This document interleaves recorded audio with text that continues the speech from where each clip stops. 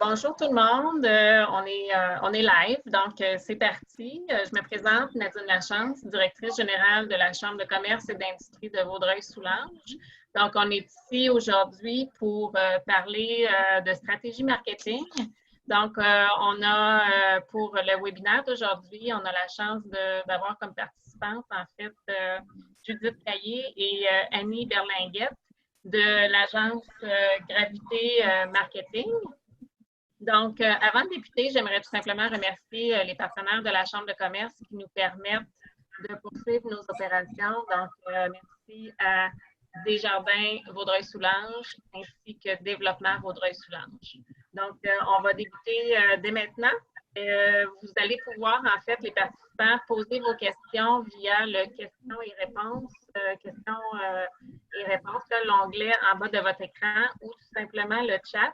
N'hésitez pas à poser vos questions et il y aura une période de questions à la fin du webinaire. Donc, mesdames, je vous laisse la parole. Merci beaucoup, Nadine. Merci tout le monde d'être parmi nous en ce super après-midi. Je ne sais pas où est-ce que vous êtes présentement, mais de mon côté, c'est assez gris. Donc, on va essayer de mettre un petit peu de couleur dans votre après-midi. Je disais tantôt, merci Nadine pour la présentation. Annie et moi, on est très heureuses aujourd'hui de vous offrir cette conférence ensemble sur comment planifier une campagne marketing créative. L'agence Gravité Marketing, pour ceux qui ne le savent pas, est une division de Gravité Média, donc qui est également propriétaire de journaux sur la Rive-Sud, dont le Saint-François à Valleyfield, le Soleil de Châteauguay, le Reflet de Candiac, le Courrier du Sud et également un mensuel d'affaires, l'info d'affaires d'ici.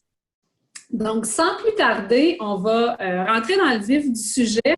On va essayer d'être concise dans notre message. On n'a pas l'habitude de le livrer dans cette formule-là. La situation actuelle oblige, on transforme nos façons de faire, tout le monde, chacun de notre côté. Donc, plutôt que d'offrir une conférence en vrai, on la fait via webinaire, qui est formule qu'on apprécie aussi, mais c'est certain qu'on aimerait ça tous vous avoir devant nous pour pouvoir échanger et pouvoir sentir aussi votre feeling par rapport à ça. Mais comme Nadine me disait, il y aura une période de questions à la fin et ça va nous faire plaisir d'y répondre. Donc, sans plus tarder, on va commencer. C'est certain que je m'en voudrais de ne pas faire le pont entre la situation actuelle qu'on vit tous de notre côté avec la COVID-19. Et je pense que cette conférence-là est d'autant plus pertinente aujourd'hui, malgré qu'elle l'était avant, avec l'arrivée de cette nouvelle réalité qui nous a frappé de plein fouet. On se doit de modifier et d'adapter nos façons de faire. Et plus que jamais, je pense que ça va être essentiel, en fait, de prendre un pas de recul et de se poser la question et de voir comment on planifie une campagne marketing. Oui, mais comment qu'on le fait de façon créative. Et on va avoir aujourd'hui des études de cas à vous présenter pour vous montrer un petit peu qu'est-ce qui peut se faire. On veut livrer des messages, mais il y a moyen de le faire de façon créative. Donc, c'est le but de la conférence aujourd'hui. Puis, Annie et moi, quand on a construit cette conférence-là, on se posait la question sur qu'est-ce qui revenait le plus souvent de nos clients quand il était le temps de planifier justement cette étape-là cruciale de nos campagnes marketing. Et on a voulu revenir à la base. Donc, ce qu'on va vous livrer comme message aujourd'hui, ça s'adresse à tout le monde. On ne démystifiera pas c'est quoi du Google AdWords, c'est quoi du Facebook. On veut passer à l'étape avant ça, donc avant même de penser à quel canal de communication on va privilégier, c'est quoi nos petits devoirs qu'on a à faire en tant qu'entrepreneur pour pouvoir se positionner et positionner surtout notre marque dans un marché qui est plus souvent qu'autrement très concurrentiel. Vos attentes face à cette conférence, je ne peux pas les connaître là parce qu'on ne se parle pas. Si je vous avais devant moi, je vous poserais la question, mais vous pourrez nous partager vos impressions à la fin. Donc, c'est parti. Donc, la situation actuelle de l'entreprise, on aime bien, nous, axer nos stratégies sur 3 axes principaux: présence, influence, performance. Quand on parle de présence, en fait, la question qu'on doit se poser, c'est si quelqu'un me cherche, est-ce qu'il me trouve? Donc, un produit de présence, on va parler entre autres d'un site Internet, d'une page Facebook. Vous allez me dire, c'est la base. Effectivement, c'est la base. Ça peut être une inscription à un répertoire également. Donc, la question à vous poser, est-ce que je remplis, en fait, cet axe-là de présence, comme je viens de vous dire, si vous n'avez pas de site Internet, si vous n'avez pas de page Facebook ou si vous n'avez pas d'inscription dans des répertoires, c'est le premier point auquel vous devez vous attarder. Donc, quand les clients vous cherchent, ils doivent vous trouver. Ensuite de ça, il y a l'axe d'influence. Donc, l'influence étant, on va parler entre autres de notoriété. Donc, une publicité dans le journal, entre autres, ça peut être un panneau d'autoroute. Donc, qu'est-ce que je fais pour influencer le marché ou me donner une certaine notoriété? Et finalement, l'axe, le dernier non de moindre, on va parler de performance. Donc, produit de performance, on pense entre autres à du Google AdWords, Facebook Ads, donc on est capable de mesurer. C'est vraiment cet aspect-là qui va différencier cet axe-là. Donc, l'axe de performance, c'est mesurable. Donc, on le fait entre autres avec Google AdWords. Donc, quand j'analyse, je veux planifier ma campagne, je me dis, est-ce que je fais de la présence, est-ce que je fais de l'influence ou est-ce que je fais de la performance? Autre question à se poser, bien, actuellement, moi, en tant qu'entreprise, je me positionne comment? C'est quoi le type de publicité que je fais? Je fais de l'envoi postal, je fais de la gestion sur ma page Facebook. Donc, d'analyser en ce moment quel type de publicité je privilégie et est-ce que ce type de publicité-là, en fait, est en lien avec les axes que je veux joindre. Qui sont vos concurrents? C'est une question importante à poser, d'une part parce que c'est important de savoir qui œuvre dans le même domaine que nous, mais au-delà de ça, de quelle façon moi je me différencie par rapport à mes concurrents? Puis, c'est une question qui est super importante et souvent, j'avais une discussion avec un de mes clients l'autre fois qui est en restauration. Puis, je lui demandais justement, mais je dis, qu'est-ce qui te différencie, toi, des autres restaurants? Il me dit, j'ai des produits de qualité, puis il dit, mon service à la clientèle, il est vraiment ça coche. Quand on parle de se différencier des autres, c'est une espèce de plus d'avoir des produits de qualité. Je suis certaine que si vous étiez devant moi en ce moment, vous seriez d'accord que quand je vais manger au restaurant, c'est la base, puis je m'attends à ce qu'on me serve des produits de qualité. Donc, est-ce que c'est vraiment un élément qui va me différencier des autres? Bien, vous allez dire qu'il y en a qui le disent, mais qui ne le font pas, effectivement. Mais à la base, je m'attends à un minimum, si je vais manger au restaurant, qu'on me serve des produits de qualité et qu'on me donne un bon service. Maintenant, mon point en arrière de ça, c'est qu'il y a plus que ça qu'il faut se différencier et c'est ça la question que je vous pose actuellement. Donc, et je donnais l'exemple, je vais essayer de ne pas trop nommer d'endroits parce que je vais rester neutre. Mais par exemple, un aspect de différenciation, ben moi, si mon client m'offre un super bon repas, mais qui me garantit qu'il peut me le sortir et me le livrer en 35 minutes et en dedans d'une heure, être sorti du restaurant, ben on sait tous, les gens d'affaires, quand vous allez retourner au restaurant, on a hâte de pouvoir des lunchs d'affaires au restaurant, bien, des fois, on va privilégier certains endroits plus que d'autres parce qu'on sait qu'à chaque fois qu'on va dans cet endroit-là, c'est un gage de garantie. Je sais que je vais pouvoir sortir à temps et aller à mon rendez-vous après. Parfois, il y a d'autres restaurants où on se dit « je ne veux pas aller là parce que c'est trop long » ou je mange moins bien ou peu importe. Donc, qu'est-ce qui me différencie des autres? Produits ou services à mettre de l'avant. Il y en a qui se disent, moi, je fais de la publicité, en tant qu'à faire de la publicité, je vais tout mettre dans ma publicité. C'est plus ou moins une bonne stratégie, puis vous allez le voir un petit peu plus loin. Pourquoi je dis ça? Ben, en fait, parce que on ne va pas nécessairement parler aux gens de la même façon en fonction des produits qu'on veut mettre de l'avant. Je vais prendre en exemple un piscinier. Bien, probablement que le piscinier, quand il fait sa publicité pour ses piscines creusées, bien, c'est certainement pas la même clientèle qui va s'acheter une piscine hors terre. C'est possible qu'il adapte son message ou sa publicité en fonction de ces deux produits-là. Ça reste une piscine, vous allez me dire, effectivement. Par contre, on ne leur parle pas nécessairement de la même façon ces acheteurs potentiels-là. Annie, je te passe la parole, ma chère. Merci, ma chère Judith. Donc, la deuxième question à se poser quand on bâtit une campagne marketing, c'est de savoir c'est quoi le but de votre campagne. Donc, c'est quoi le ou les objectifs que vous avez en tête? Je vous dirais qu'à 90 du temps, quand on rencontre des clients, l'objectif principal qui ressort, c'est augmenter son chiffre d'affaires. Quelle entreprise ne voudrait pas augmenter son chiffre d'affaires, me direz-vous. Par contre, quand on creuse un peu, on se demande, est-ce que vous voulez augmenter votre chiffre d'affaires en général? Est-ce que vous voulez augmenter votre chiffre d'affaires pour un produit?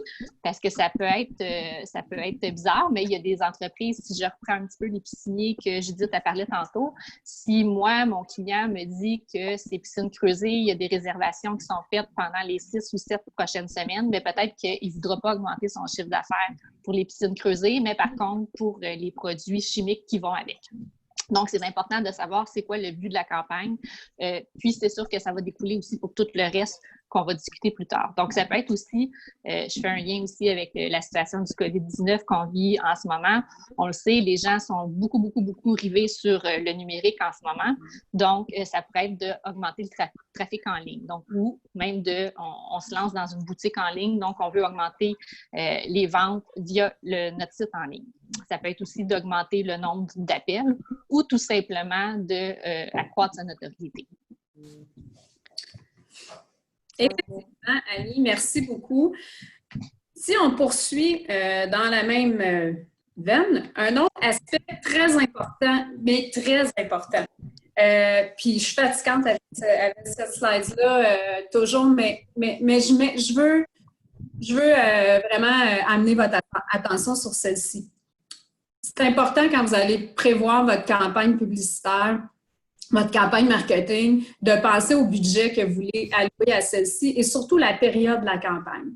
Et je sais que des fois, c'est un exercice qui n'est pas facile, mais en même temps, puis vous allez comprendre l'importance, pourquoi je dis que même si vous ne le savez pas, il faut que vous ayez à tout le moins une petite idée.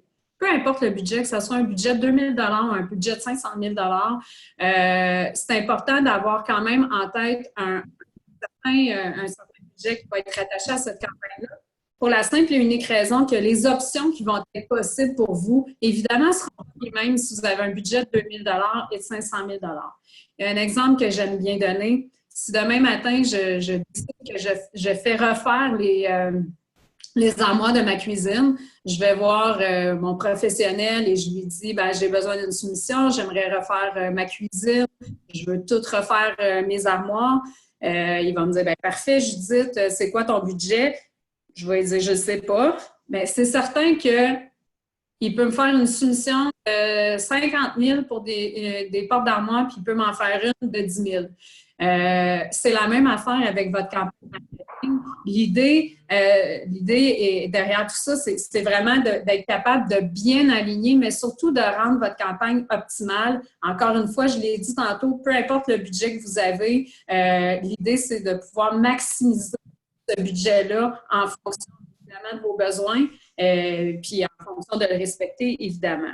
La période de la campagne aussi est très importante. Souvent, il n'y a pas de stratégie qui est mise en arrière de la publicité et ça va se faire de façon plus sporadique où on va attendre de dire, là, c'est tranquille, je vais faire un petit peu de publicité ou je vais faire une petite campagne marketing et tout ça. Faut garder en tête qu'il faut toujours rester présent dans la tête des gens. C'est ce qui va faire aussi que les gens vont penser à nous quand va venir le temps d'investir.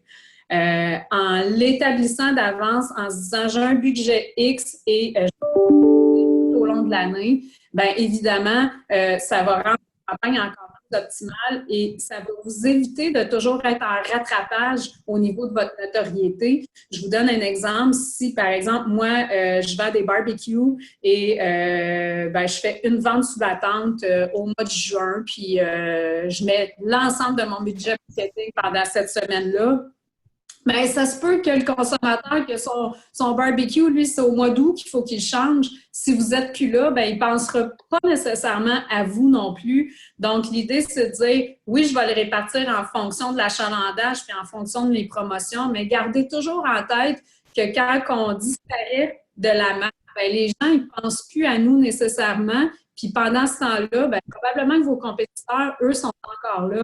Donc, c'est important de se faire vraiment un calendrier avec une belle échelle, de se dire, bien, j'ai 5 000 à mettre dans l'année, je vais répartir sur les 5 mois d'activité que je fais, bien, de m'assurer d'avoir un minimum de présence. Ça se peut que la ligne ne va pas être droite, puis je vais avoir une pointe au mois de mai parce que j'ai des promotions, puis après ça, je vais réduire un petit peu. Mais l'idée, encore une fois, c'est de s'assurer de rester toujours présent dans la tête des gens. Si tu me permets, Judith, d'ajouter quelque chose aussi pour le budget, aussi pour la création de la campagne, dépendamment du budget, on va être en mesure, on va le voir tantôt avec le public cible, mais si ça va nous permettre soit de parler à un public en général, mais si on a plus de budget à ce moment-là, on peut diviser nos messages à nos différentes cibles, ce qu'on ne peut pas faire nécessairement quand on a des plus petits budgets, d'où l'importance de savoir dès le départ, d'entrée de jeu, le budget dont on dispose pour la campagne. Absolument. Donc, à garder en tête, prenez des notes, là, le budget et la période de la campagne, très important. Le public cible, j'en ai parlé tantôt. Donc, c'est quoi un public cible? À qui voulons-nous parler? Bien, en fait, le public cible, essentiellement, c'est de savoir est-ce que je cible une clientèle qui a 25 ans? Est-ce que je cible une clientèle qui a 55 ans? Ou je cible les deux? Parce que c'est possible d'avoir plusieurs cibles.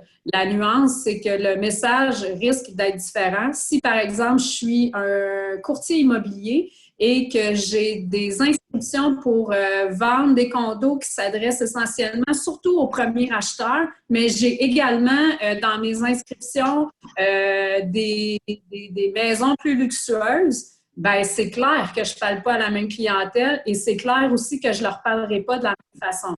Donc, ça, c'est un point hyper important et des fois qui est parfois négligé. On veut parler à tout le monde de la même façon. Ça se fait aussi. On va être capable de rejoindre nos gens, mais c'est sûr qu'on va être beaucoup plus efficace si je parle le même langage que ces gens-là. Créer des personas, est-ce que c'est pertinent? Généralement, cette question-là, on demande aux gens, premièrement, s'il y en a qui savent c'est quoi ou pas un persona, je vais vous lire la petite description, puis si c'est pertinent de le faire. Un persona, en fait, là, c'est un personnage fictif qui a exactement les principales caractéristiques de la clientèle cible. Donc, je veux parler à Jérémy qui est là sur la photo. Donc, Jérémy, c'est un étudiant, il étudie à l'Université de Montréal et il va être ingénieur. Donc, il y a un nom, il y a un prénom, il y a un visage, il y a un emploi, puis il y a des objectifs de vie. Donc, la raison pourquoi on le fait, c'est que ça nous permet davantage de définir notre client cible et d'adapter notre message en fonction de ses intérêts. Annie, je te passe la POC pour une petite activité qu'on va faire de loin pour, en fait, lire un même produit, mais livré de façon différente. Effectivement, habituellement, comme Judith le disait, on le fait avec les gens. Donc, on vous demande de nous décrire un persona pour chacune des affiches, ce qu'on va faire pour vous aujourd'hui. Donc, si on regarde la première, Absolute Dark, ici, nous, la façon qu'on voit le persona, ça serait par exemple Claude, 45 ans, un amateur de Star Wars. Donc, c'est comme ça qu'on le verrait. Mais ça me rejoint. De mon côté, moi, Annie, 35 ans, mère de 3 jeunes enfants, c'est pas une affiche qui m'attirerait le regard si je la voyais dans peu importe le canal de distribution. Par contre, si on va à la deuxième affiche, Ici, on parle plus à une clientèle qui est un petit peu plus milléniale. Donc, une clientèle qui est open, qui est jeune, qui aime sortir, qui aime s'amuser, qui aime boire. Puis, parallèlement, la troisième affiche, on retrouve un petit peu aussi cette clientèle-là qui est plus jeune parce que pour moi, l'Halloween, on rejoint une clientèle jeune. Par contre, je crois que moi, 35 ans, je m'amuse encore à faire des parties d'Halloween. Donc, cette image-là pourrait me rejoindre comme qu'elle pourrait rejoindre une de mes amies qui a 25 ans, mais que eux, le party va peut-être être un petit peu plus flyé. Donc cette troisième image-là permet de rejoindre peut-être une clientèle un petit peu plus vaste comparativement si on regarde la première et la deuxième image.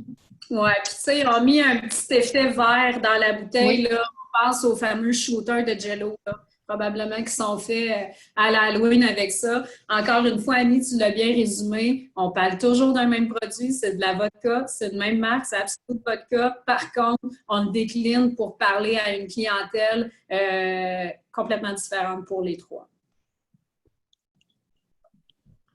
Donc, par la suite, qui est en lien aussi avec ce qu'on vient de voir un peu, un élément qui est extrêmement important dans une campagne marketing, c'est le message et la création. Donc, c'est quoi le message qu'on veut propulser dans notre publicité? Quand on a fait bien notre devoir, donc avec les éléments précédents, donc on sait à qui on veut s'adresser, on sait ce qu'on a fait, ce qui a fonctionné, ce qui a moins fonctionné. Donc, dans ma prochaine campagne, qu'est-ce que je veux propulser comme message? Donc, est-ce que j'ai un nouveau commerce?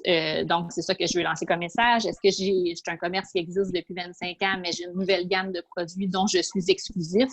Est-ce que je veux positionner une nouvelle marque qui peut-être fonctionne un petit peu moins au sein de mon commerce? Est-ce que je veux faire connaître justement une marque? Donc, c'est important dès le départ de se poser cette question-là. Puis, comme Judith le disait tantôt, dans la situation actuelle de votre entreprise, souvent pour les commerçants, on le voit, un budget publicitaire, oui, c'est un investissement, mais ça peut être des gros sous. Donc, souvent, les gens veulent en mettre beaucoup trop dans leur message. Ce qu'on vous propose, c'est vraiment d'y aller de façon épurée pour que ça puisse plus capter l'attention que si, par exemple, je vois une publicité qu'on appelle un petit peu pizza parce que le client il a voulu trop en mettre, donc on se perd et le consommateur finit par ne pas voir du tout le message principal qui aurait dû passer. Donc, si on prend l'exemple que vous voyez à l'écran, ici, Ziploc, habituellement, on vous pose la question de, selon vous, ce qui est le message qui est véhiculé par les images, mais c'est que Ziploc conserve la fraîcheur. Donc, on voit qu'en dehors du sac Ziploc, la personne, elle a vieilli, mais si on regarde dans le Ziploc, le corps a conservé sa petite jeunesse. Puis, tu sais, moi, j'adore cette publicité-là, Ziploc. Tout le monde sait c'est quoi un sac Ziploc, puis tout le monde sait ce que ça fait. Il y a moyen de livrer un message de façon humoristique qui va encore plus nous accrocher. Donc, Ziploc le fait d'une très belle façon avec cette campagne publicitaire-là. Puis peut-être que je vais vous poser la question quand on va être rendu dans la période des questions, mais si je vous demande de vous creuser la tête, peut-être l'inscrire sur un papier pour tantôt, mais dans la dernière semaine, c'est quoi la publicité que vous avez vue qui vous a marqué? Je suis sûre que vous allez devoir vous creuser beaucoup les méninges puis vous poser beaucoup la question parce qu'on est submergé de publicité en ce moment vu qu'on est toujours sur le numérique, vu la situation, on en voit, donc on finit peut-être par ne plus les voir.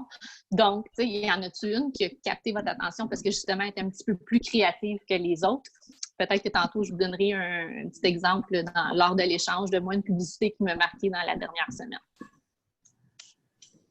Merci, Annie. Est-ce que je passe à la slide suivante? Vas-y, mon raisin. Good. On reste dans la même idée, dans la même veine de ce qu'on vient de vous présenter, cette fois-ci avec Coca-Cola. Je n'ai pas besoin de vous faire une présentation sur la marque. Je pense que dans le plus loin des pays lointains, il y a une machine distributrice de Coca-Cola. Par contre, on voit encore ici un exemple quand on dit qu'on veut livrer notre message, mais qu'on veut cibler une clientèle précise. Dans la première en haut à gauche, Coca-Cola qui a lancé son produit zéro sucre. On voit un homme d'un certain âge. Peut-être qu'on vise des gens qui ont du diabète, qu'il faut qu'ils fassent attention à leur taux de sucre. Donc, on a mis d'avant une personne qui était un homme qui était un peu plus âgé. Le même produit en bas à gauche, par contre, qui va cibler une clientèle un petit peu plus jeune, Coca-Cola classique, il y a Coca-Cola zéro à côté, on s'imagine sur une terrasse, parce que oui, mesdames et messieurs, on va se retrouver sur une terrasse un jour et on pourra savourer une boisson gazeuse ou autre chose, ça sera à votre préférence, mais pour cette image-là, encore une fois, comme je dis, même produit, mais on le livre d'une façon différente. Et finalement, si on va à l'image de droite, donc c'est une publicité que Coca-Cola avait fait pour l'Euro en 2016 pour la France. Donc, ici, on voit clairement une jeune, très jeune. Et ce qui est intéressant, puis je ne sais pas si vous le voyez bien à l'écran, mais on avait quand même une petite conscience santé pour celle-là. Dans le bas de la publicité, c'est écrit « Pour votre santé, mangez au moins 5 fruits et légumes par jour ». Donc, buvez de la liqueur, mais n'oubliez pas de manger vos fruits et vos légumes. Donc, voilà pour ce petit segment-là de produits, mais livrés de façon différente. Maintenant, les canaux de communication, vous le savez, il y en a beaucoup. Il y en a différents qui vont rejoindre différemment, dont les objectifs ne seront pas les mêmes. Je me plais toujours à dire, il y a 30 ans, c'était pas compliqué, on ne se posait pas tellement de questions. Quand on a le temps de faire notre campagne marketing au niveau des canaux de communication à privilégier, il n'y en avait pas plein. On faisait des journaux, de la télé, de la radio, des botins pour certains. C'était quand même assez limité. Maintenant, aujourd'hui, en 2020, les canaux de communication se multiplient de façon incroyable. Tous et chacun ont leur avantage et c'est vraiment lors de la planification de voir, encore une fois, mon public cible, il est où? Et c'est de cette façon-là qu'on va déterminer les canaux à privilégier. Puis, on a voulu vous mettre la publicité de Stihl qui est là à droite, qui est une publicité qui a paru dans une publication papier, donc dans le journal. Et l'idée, c'est de dire, il y a moyen d'être créatif quand on fait de la publicité. Et je suis convaincue que les gens qui ont vu cette publicité-là de Stihl, peut-être que vous l'aviez déjà vu, c'est un souffleur à feuilles, dans le fond, qui souffle les lettres de cet article-là pour montrer la puissance du produit. On aurait très bien pu prendre une page puis mettre 14 souffleurs à feuilles et de mettre les spéciaux. C'est une façon différente de passer un message et qui est d'autant plus percutante. J'espère que vous l'appréciez. Nous, on a trouvé que c'était une très belle publicité. Donc, dans les canaux de communication, je l'ai dit, donc les médias traditionnels, on parle de télé, radio, journaux, panneaux d'autoroute, panneaux d'autobus, abribus. Il y a également les médias numériques, donc les Google AdWords, Facebook, que ce soit la page Facebook ou Facebook Ads en publicité, Instagram, des bannières sur le web. Donc, tout ça, c'est de dire, le message que je vais livrer, quel canal que je vais choisir ou quel canal, si j'en choisis plus qu'un, pour passer mon message. En résumé, avant de passer aux études de cas, vas-y, ma belle Annie. Donc, comme que vous avez vu avec la courte présentation, donc pour bien planifier une campagne marketing créative, on a 6 grandes questions à se poser dès le départ. Donc, il ne faut pas précipiter les choses. Donc, de un, oui, il faut regarder la situation actuelle de votre entreprise. Donc, tu sais, de prendre du recul, de regarder, comme Judith le disait, vos compétiteurs, voir ce qu'ils font, comment que vous pouvez vous différencier d'eux. Ensuite, c'est quoi votre objectif de campagne? Donc, c'est quoi à la base que vous voulez faire avec cette campagne marketing-là? Quel est le budget et la période que vous allouez à cette dernière-là? Par la suite, à qui vous voulez parler? C'est tellement, tellement important parce qu'on ne parle pas de la même façon, comme Judith le disait, à Nancy, 25 ans, qu'à Richard, 60 ans. Donc, et par la suite, en ayant une cible vraiment précise en tête, vous pouvez lui adresser un message personnalisé qui ne sera pas le même si je m'adresse à Richard ou à Nancy et je ne propulserai pas le message avec le même canal de distribution selon à qui je parle. Pendant que je prends ma gorgée. Je suis fière, hein? On On va passer à, je pense qu'on est rendu là, oui, aux études de cas. Donc, on avait envie pour rendre ça aussi un petit peu plus léger encore, je vous l'ai dit, on voulait mettre de la couleur dans cet après-midi gris. Donc, on va vous présenter 3 études de cas qu'on a fait, juste pour vous démontrer de quelle façon on peut livrer un message. Puis, évidemment, dans cette étude de cas-là, on va reprendre un peu certains points qu'on vous a soulevés aujourd'hui. Donc, je vais commencer avec un client qui est Matériaux Pont-Maçon. Peut-être que certains d'entre vous connaissez la chaîne, donc c'est un cahier. Donc, les discussions qu'on a eues avec le client sur son marketing actuel, mais en fait, l'objectif de sa campagne qui a débuté l'année passée en 2019, augmenter la notoriété de Pont-Maçon, parce que Pont-Maçon opère également sur la bannière de Rona, mais on a vraiment positionné Pont-Maçon et promouvoir les nouvelles succursales avec, entre autres, l'acquisition de nouvelles succursales qui a été faite par l'entreprise, entre autres, à Roxborough et à Sainte-Clotilde. Donc, évidemment, lors de nos discussions, il fallait créer un persona, savoir à qui on voulait parler précisément. Donc, suite aux échanges avec le client, la cible pour cette campagne-là était vraiment d'aller chercher un homme dans la trentaine. Le persona qui a été créé pour cette campagne-là, Carl Lafontaine, un homme de 35 ans, il a une conjointe puis 3 enfants, il habite à Châteauguay. Carl est un homme manuel qui aime se servir de ses outils et faire ses rénovations lui-même, même si parfois, souvent, ce n'est pas parfait. Il y met tout son cœur, par contre, et cela lui permet d'économiser du budget. Donc, Carl, là, c'est à lui qu'on veut parler quand on fait nos campagnes. Première, faut que je vous partage mon écran. Je vais aller vous chercher une petite vidéo que je veux vous présenter. Donc, montez votre son, préparez-vous. Moi, je l'ai faite de mon côté, donc ça va aller vite.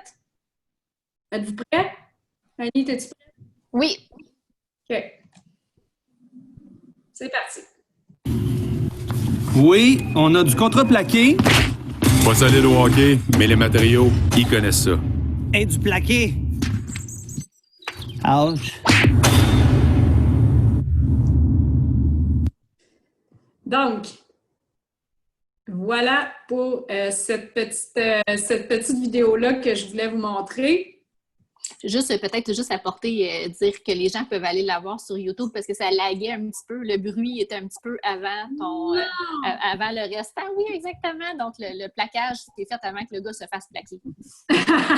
Ça a peut-être permis de moins faire le saut. Parce que des fois, quand on ne s'y attend pas, ça peut fesser. C'est le cas de le dire. Donc, premier, finalement, ce que je vais dire avec ça, c'est que le Pont-Maçon voulait se positionner comme référence en rénovation ou en vente d'outils. Donc, si je continue, ensuite de ça, autre message que le client voulait propager, véhiculer, il y avait, je vous l'ai dit tantôt, l'ouverture de nouvelles succursales, dont Roxborough. Donc, ici, on voit un exemple de panneau d'autoroute qui a été fait. Donc, le message est concis, c'est net, c'est simple, c'est clair, on comprend le message. Également, il y avait, on parlait des canaux de diffusion tantôt de communication. On a fait différentes publications pour les pages Facebook. Puis de façon cocasse, vous voyez ici, là, on n'a pas je ne vous vends pas un 2x4. De façon cocasse, le premier ici à gauche, on voit la tour de pic. Donc, besoin d'un jack pour redresser ça. Ici, au centre, on avait une petite publication pour les vacances de la construction, évidemment. Donc, le drink de construction, on avait un drill martini avec 4 solives. Et finalement, une promotion sur la peinture, les 3 couches qui sont là, donc 3 pots de peinture pour 50 $, une promotion qui fait des petits, qui avait été mis de l'avant avec ces publications-là. D'autres petits créatifs qui avaient été proposés également. L'année passée, l'entreprise célébrait son 40e anniversaire. On a fait des petits jeux de mots avec « Merci beaucoup, thank you » pour remercier évidemment la clientèle. Annie? Oui, ensuite, la deuxième étude de cas qu'on voulait vous présenter, c'est le Parc Safari. Donc, je crois que les nombreux participants sur l'appel connaissent tous ce client. Donc, c'est sûr qu'on a eu une discussion avec le Parc Safari à savoir ce qu'ils voulaient faire avec la campagne.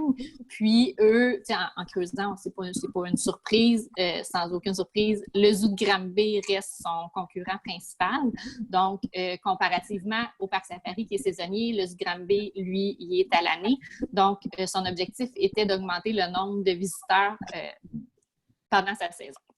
Donc, pour ce faire, on a créé un persona qui sera sans surprise ici aussi.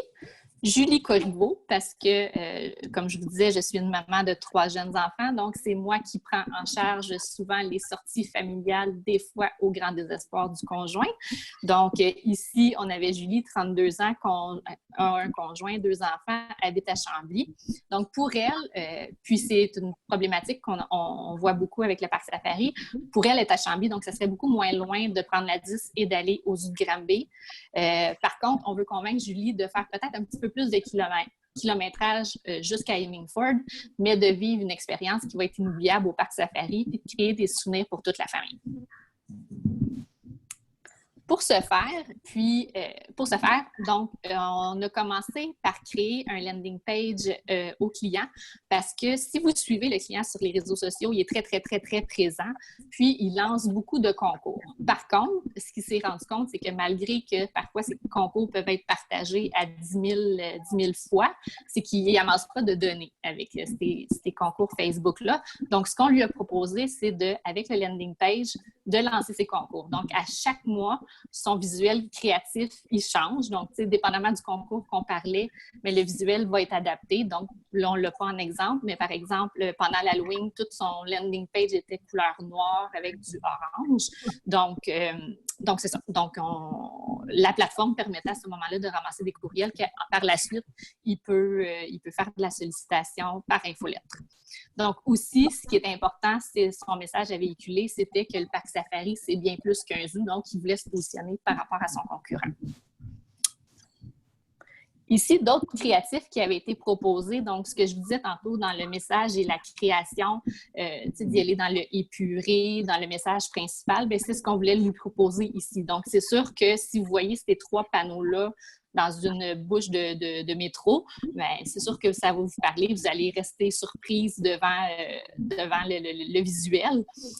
Puis, on voit tout de suite c'est quoi la promotion qu'il voulait démontrer ici. Donc, c'est ce qui va avec l'expérience que Julie recherche. Donc, pourquoi aller au Parc Safari au lieu au zoo de Granby? Bien, au zoo de Granby, ils n'ont pas le déjeuner des lions. Donc, on voulait vraiment mettre en perspective les avantages versus le concurrent.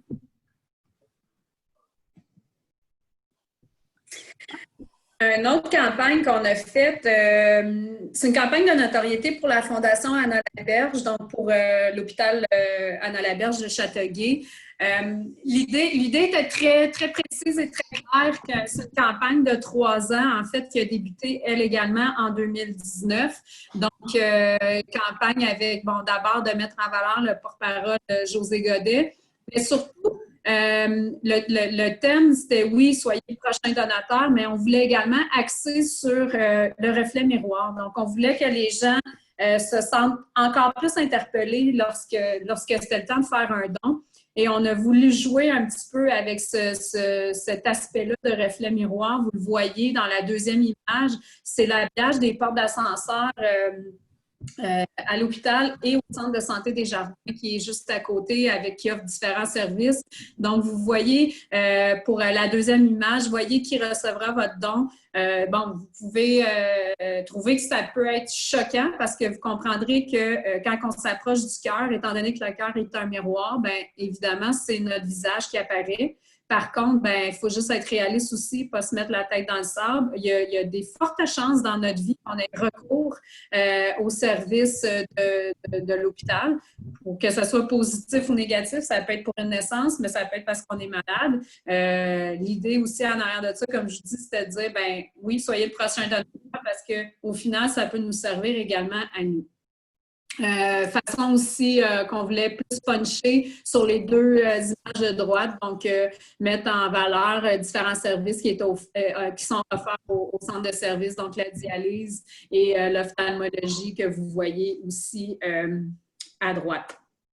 Si je poursuis, toujours dans l'optique du reflet miroir et de se sentir interpellé, on a fait des habillages d'autobus de cette façon-là. Donc, les deux petits cœurs que vous voyez, c'est pour que la personne, quand elle est dans l'auto et qu'elle passe à côté de l'autobus, les gens qui sont assis dans l'autobus, leur visage arrivait où sont les cœurs. Donc, que ce soit le prochain donateur, on en a tous besoin, d'être assis dans notre voiture, de regarder ce visuel-là.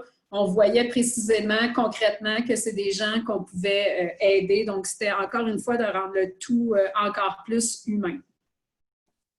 D'autres visuels qui ont été créés, encore une fois, kit du parfait organisateur, des entreprises qui décident de faire ensemble, en fait, des activités pour supporter la cause, donc pour faire des campagnes de financement de leur côté.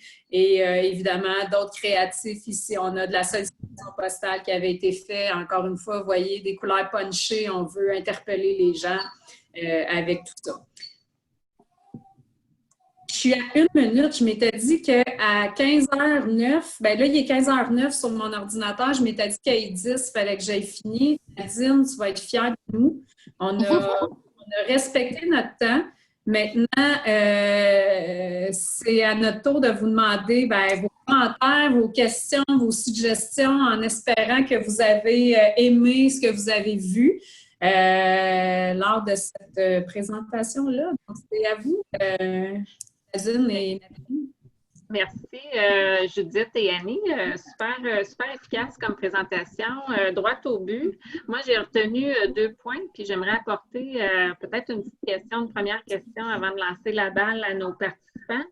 Vous disiez, entre autres, c'est toujours important, en fait, très important de toujours rester présent dans la tête des gens.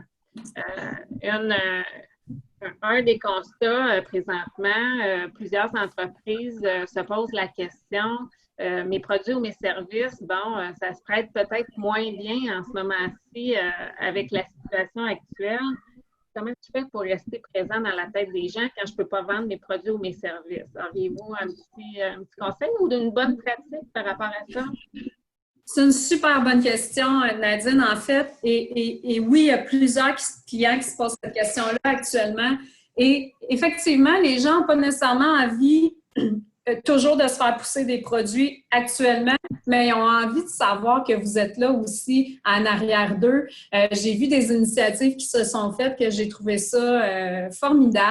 Il y en a qui font de la publicité actuellement juste avec la fameuse arc-en-ciel, ça va bien aller, et on voit le logo de l'entreprise. Tu me vends rien. Je sais que tu sais, je pense à des concessionnaires automobiles, entre autres, qui l'ont fait, à des magasins de meubles qui l'ont fait. Je sais ce qu'ils vendent, mais ce message-là, c'était juste un message pour dire on est là en arrière de vous autres, ça va bien aller. Au niveau un petit peu plus national, j'ai vu également, puis je le nomme parce que je trouve que c'est tellement un beau geste. J'ai vu la Banque nationale qui avait offert son spot télé à Emma Québec qui ont besoin de dons de sang actuellement.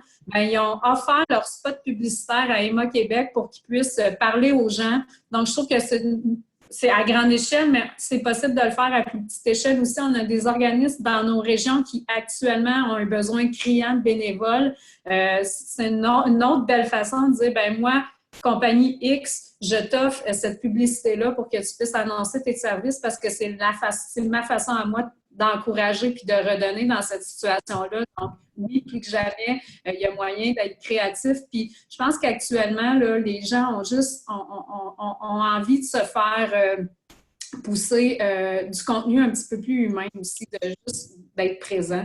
Annie, je ne sais pas si tu voulais rajouter quelque chose. Ben, tu sais, ça continue ce que tu disais, peut-être de se faire pousser aussi du contenu tout court. C'est peut-être le temps de se lancer un petit peu dans les blogs, dans les trucs et conseils. Les gens, justement, sont tannés de lire sur la COVID, sont tannés de voir les décès, le nombre de cas. Donc, d'y aller un petit peu plus léger avec des petits trucs, des petits faits cocasses sur votre entreprise. Donc, ça peut rester dans la tête des gens, mais ça fait du bien aux gens aussi. Oui, puis je veux juste rajouter quelque chose là-dessus. Puis Annie, tu m'as amené sur autre chose. C'est le temps de démontrer les valeurs de votre entreprise plus que jamais. Positionnez-vous aussi de cette façon-là en démontrant justement les valeurs profondes de votre entreprise.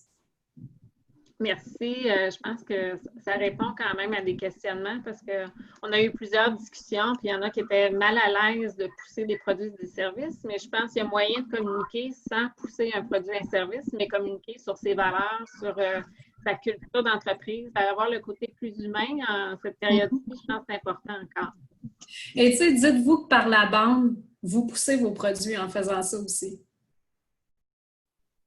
Nathalie, avais-tu des gens qui ont des questions? Oui, en fait, j'ai une question de Centraide Sud-Ouest qui se demande en fait de quelle façon qu'on doit envisager la relance pour le après-COVID. Comment on va pouvoir promouvoir en fait pour le après? Les meilleurs outils. Ben, encore une fois, les meilleurs outils, je vais y aller en lien avec ce qu'on a dit aujourd'hui. Les meilleurs outils vont être à évaluer en fonction de la clientèle précisément qu'on veut cibler. Par contre, si je peux vous dire au niveau de la relance, on sait tous que la relance va venir et on sait tous qu'il y aura un après la COVID. La semaine passée, on a donné un webinaire qui disait « L'avenir se prépare aujourd'hui ». Mais c'est vraiment ça. Je pense qu'il faut justement petit à petit commencer à préparer le terrain puis l'entreprise n'est peut-être pas ouverte aujourd'hui, mais si l'entreprise rouvre dans 2 semaines, bien, je pense que c'est le temps de se positionner aussi parce que là, puis je suis certaine que vous le sentez, tout le monde qui sont sur la conférence aujourd'hui, les gens, là, ils ont hâte de sortir, puis ils ont hâte de pouvoir reprendre une partie de vie normale. Donc, c'est le moment. Mon point puis mon conseil, attendez pas de rouvrir pour commencer. Je pense que c'est le temps de commencer à préparer quand même la clientèle. Et quand je dis ça, il y a différents moyens de le faire. Annie parlait tantôt d'un infolette, différents moyens de communication qui sont mis en place dans les entreprises. Utilisez-les, ces moyens-là. Si vous avez une page Facebook, parlez à vos gens, tenez-les informés sur ce qui se passe de votre côté et commencez à préparer cet après-là. C'est aujourd'hui que ça se fait. Il ne faut pas attendre qu'on débarre la porte. Puis, tu sais, je comprends, il y en a peut-être qui se disent, mais il y a une question de budget, il y a une question d'incertitude. Oui, évaluer en ce moment les options les moins coûteuses qui sont possibles et voir à y aller graduellement dans vos stratégies. Si tu me permets de rajouter un petit peu, Judith aussi, c'est peut-être le moment justement de s'intéresser à des choses qu'on n'a pas le temps de faire quand on est dans la business day-to-day, qu'on doit se rendre sur place. Il y en a beaucoup des clients qu'on voit que le site n'est pas mis à jour, qu'il n'y a pas eu de nouveaux textes depuis 365 jours, ce qui n'est pas bon pour le référencement. Donc, c'est le temps de le prendre le temps en ce moment. Quand on parlait tantôt de l'infolettre aussi, souvent, on voit que l'infolettre, oui, les gens récoltent des courriels, mais après, ils ne font pas de segmentation dans l'infolettre. Donc, après, ils envoient ça à large, mais c'est peut-être le temps là, de se créer justement des segments. Si moi, je suis un piscinier, je vends des spas, je vends des piscines creusées, bien, quand je lance mon infolette at large à tous pour mes produits chimiques de piscine, bien, ceux de spa, ça ne les intéresse pas. Donc, pourquoi pas profiter de cette pause-là qu'on vit en ce moment pour s'adapter puis aller chercher des clientèles plus précises. Oui, puis Annie, tu as un bon point. Je parlais aussi de recycler notre contenu la semaine passée. Des fois, il y a déjà des contenus qui ont été créés, que ce soit des blogs comme Annie disait, ou des fois des publications qui ont été faites, bien, qui sont encore pertinentes. Bien, utilisez ce matériel-là que vous avez déjà en train de pousser. Donc, ça vous permet aussi de donner une deuxième vie à votre matériel marketing que vous avez fait. J'ai une question. En fait, j'ai 2 questions. J'en ai une, moi, mais je vais poser la question qui est sur la question-réponse. Les entreprises de services, On a beaucoup vu des entreprises qui ont des produits. Il y a des campagnes pour ces entreprises-là. Quand nous, on offre un service, en fait, ce serait quoi les recommandations particulières pour ces entreprises-là par rapport à une bonne campagne marketing? Puis je vais renchérir peut-être aussi pour ceux qui font du B2B, business to business. C'est quoi les meilleures options en ce moment pour bien planifier une campagne marketing pour ces entreprises-là?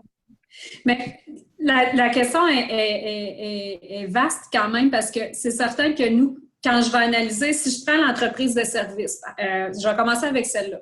Je ne sais pas c'est quoi les services en particulier, mais pour moi, qu'on offre un produit, qu'on offre un service, qu'on soit un organisme, il y a moyen de ressortir puis d'être créatif à la façon de le faire. Encore une fois, de quelle façon je mets de l'avant ces services-là en me différenciant de mon compétiteur et tout ça. Donc, il y a une certaine analyse qui serait à faire dans le cas de l'entreprise de service. Comment on la pousse, comment on pousse ces services-là. Pour moi, le travail de fond, c'est le même que j'ai à faire si je veux un produit ou si je veux un service. Le positionnement, c'est juste après ça au niveau du canal de communication qu'on va peut-être faire privilégier des canaux plus que d'autres. Il faudrait que je vois un petit peu plus approfondi au niveau de cette entreprise-là. Même chose au niveau de la question qui est venue pour le B2B, le business to business. Encore une fois, le canal de communication, évidemment, bien, ça, on ne parle pas à monsieur, madame, tout le monde, mais spécifiquement à des décideurs d'entreprise.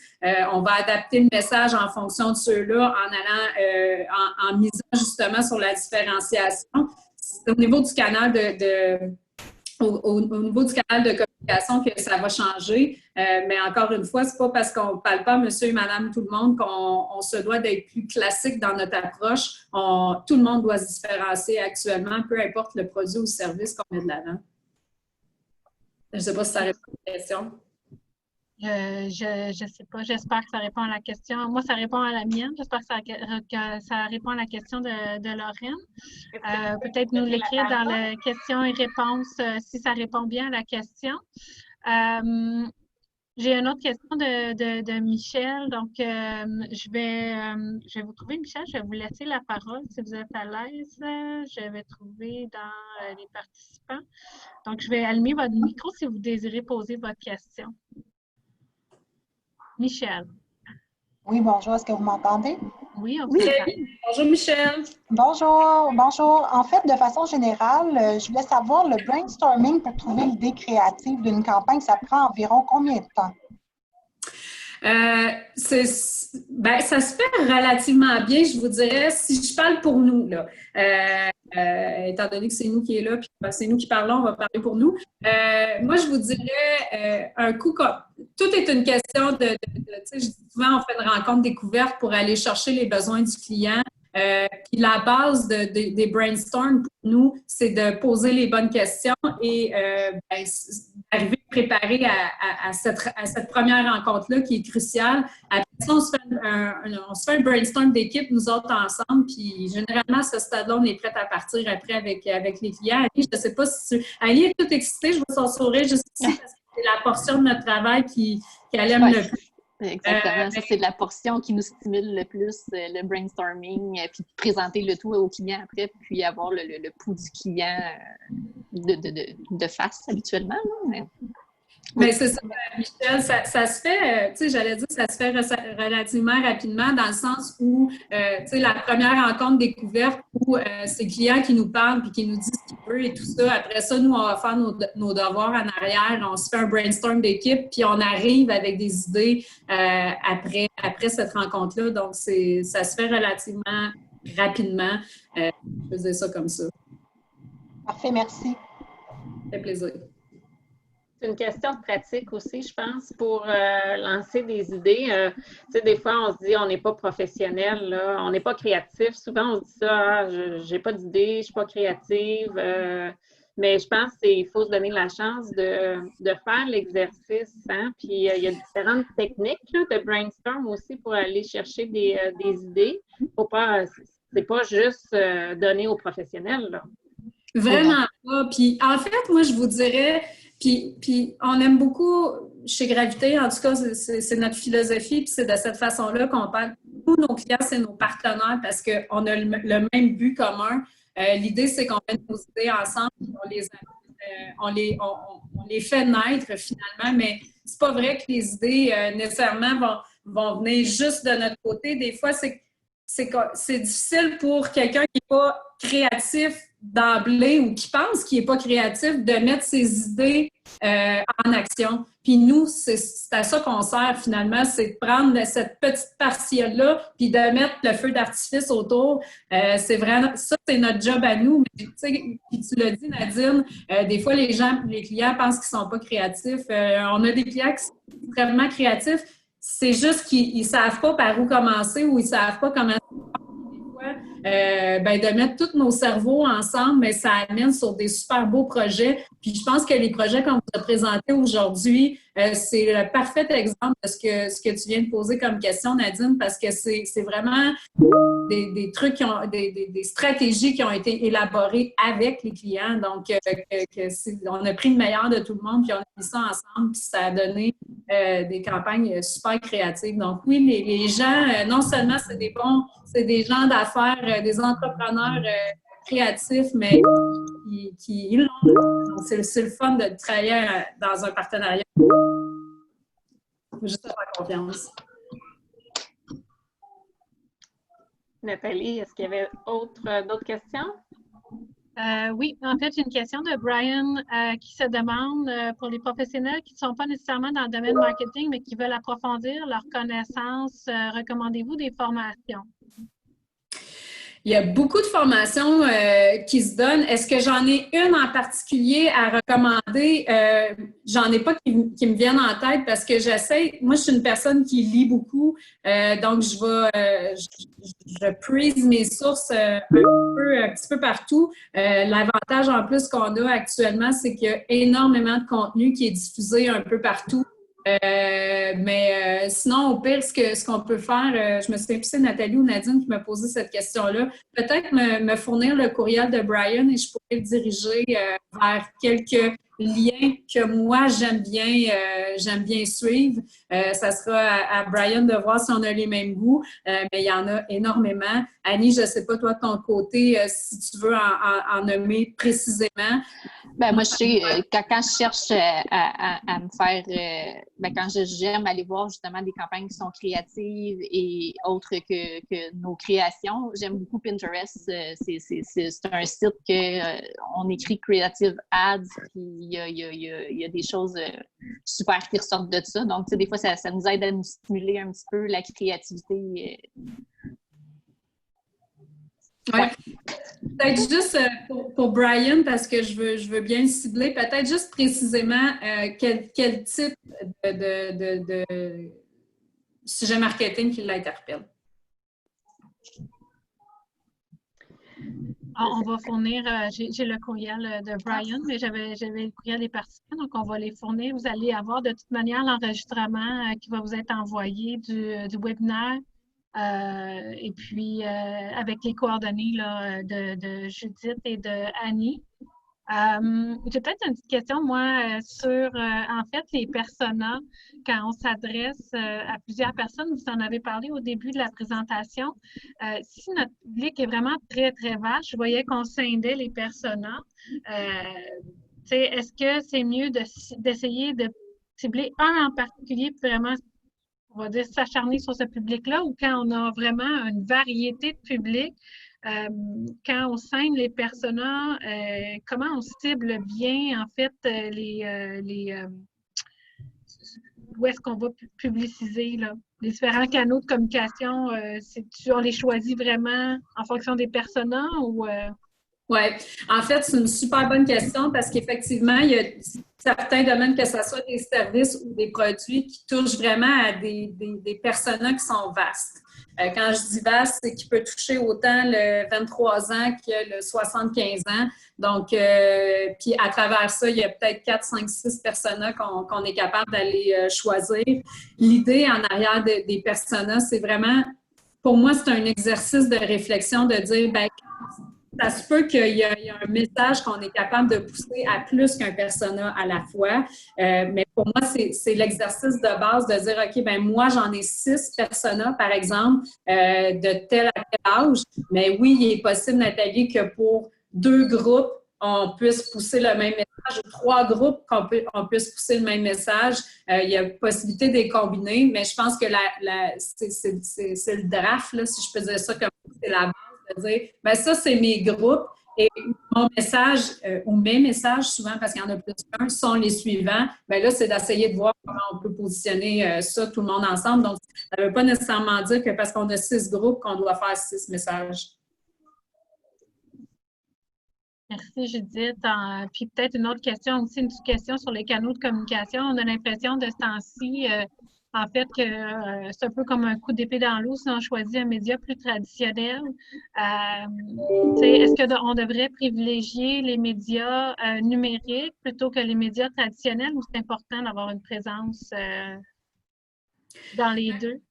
Encore une fois, je vais vous ramener à votre public cible. Tu sais, j'ai donné, je me souviens plus si je l'ai donné cet exemple-là aujourd'hui. J'ai eu une cliente à un moment donné qui me dit, elle est dans elle vend des meubles, donc c'est un commerce de meubles électro et tout ça.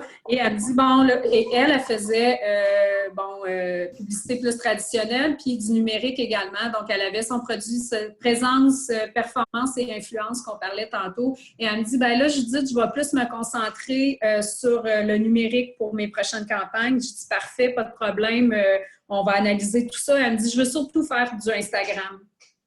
Fait que j'ai dit, OK, parfait, mais je dis, c'est qui ta clientèle là, que tu veux vraiment cibler ou qui rentre dans ton magasin? Elle dit, moi, c'est les femmes pas mal qui décident. Là. Elle dit, je te dirais que mon gros groupe d'âge, là, elle dit, parce qu'elle vend quand même des produits plutôt haut de gamme, elle dit, c'est du 45 à 55, là, elle dit ça, c'est vraiment mon créneau. Bien, 45-55 ans ne sont pas sur Instagram. Donc, tu sais, quand je ramène toujours à la cible, c'est de dire, bien, oui, c'est pertinent encore de faire du journal ou de faire de la radio ou de faire de la télé, mais encore une fois, c'est de voir à qui on veut parler. Le public de V, c'est pas le public de Radio-Canada. Donc, tu sais, si je veux pas, je les mets tous ensemble dans le sens où, oui, c'est pertinent de faire du journal pour la cible qu'on veut aller chercher parce que, encore plus que jamais, je vous dirais, et là, c'est même pas pour prêcher pour ma paroisse, mais on s'en rend compte avec la situation actuellement, avec la COVID. Surtout, on est quand même des entreprises régionales et locales. Les gens ont besoin de s'appuyer sur cette information-là qui est locale.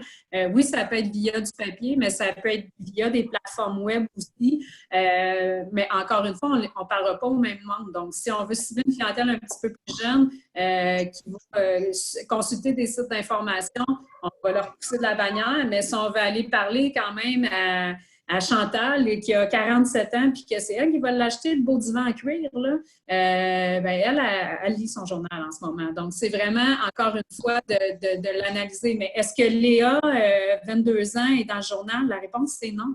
Elle n'est pas là. Elle est ailleurs, Léa, puis on va la cibler ailleurs aussi. Donc, c'est vraiment d'analyser en fonction de la clientèle qu'on va aller choisir.